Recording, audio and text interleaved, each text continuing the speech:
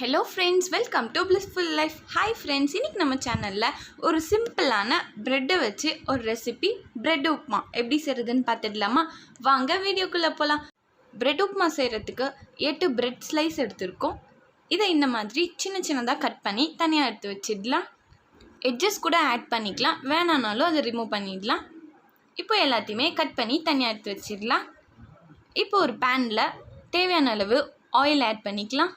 Oil காஞ்சதும் அரை spoon அளவுக்கு கடுகு நல்லா பொரிஞ்சதும் ஒரு ஸ்பூன் அளவுக்கு கடலைப்பருப்பு ஆட் பண்ணிக்கலாம். முந்திரியை உடச்சி வச்சுருக்கோம், அந்த முந்திரியை இதில் ஆட் பண்ணிடலாம். இப்போ இதை லைட்டாக வறுத்துக்கலாம். லைட்டாக கோல்டன் கலர் ஆனதும் நம்ம வெங்காயம் ஆட் பண்ணிடலாம்.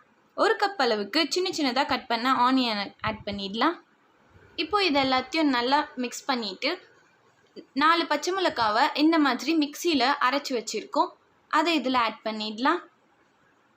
இப்போ இது நல்லா மிக்ஸ் பண்ணிவிட்டு கொஞ்சமாக கருவேப்பிலை ஆட் பண்ணிவிட்டு சேர்த்து நல்லா மிக்ஸ் பண்ணிக்கலாம். நம்ம சேனலில் சப்ஸ்கிரைப் பண்ணாதவங்க சப்ஸ்கிரைப் பண்ணிவிட்டு பக்கத்தில் இருக்க பெல் ஐக்கான் ப்ரெஸ் பண்ணிவிட்டு அதில் ஆல்ன்ற ஆப்ஷன் கொடுத்துக்கோங்க. அப்போ தான் நம்ம சேனலில் போடுற வீடியோஸோட நோட்டிஃபிகேஷன்ஸ் எல்லாம் வரும். வெங்காயம் நல்லா இந்த மாதிரி பொன்னிறம் ஆகிற வரைக்கும் நல்லா இதை மிக்ஸ் பண்ணிக்கலாம். இதில் கொத்தமல்லி, இஞ்சி இதெல்லாம் வேணும்னா கூட இதில் ஆட் பண்ணிக்கலாம். இப்போ இதில் 1/4 ஸ்பூன் அளவுக்கு மஞ்சள் தூள் ஆட் பண்ணிவிட்டு தேவையான அளவு சால்ட் ஆட் பண்ணிக்கலாம். ஆல்ரெடி ப்ரெட்டில் கொஞ்சமாக சால்ட் இருக்கும், ஸோ பார்த்து ஆட் பண்ணிக்கலாம்.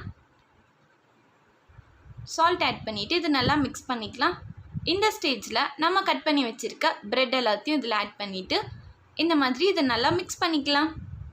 மீடியம் ஃப்ளேம்லேயே வச்சு இதை நல்லா இந்த மாதிரி மிக்ஸ் பண்ணிக்கலாம்.